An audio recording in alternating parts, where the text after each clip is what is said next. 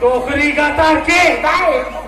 हाथ भिड़ा दे हंस मोला एकदम पॉप पॉप कर ये बाबा मैं बिहानिया पोहाने करके डबा रोटी बेचा तो खा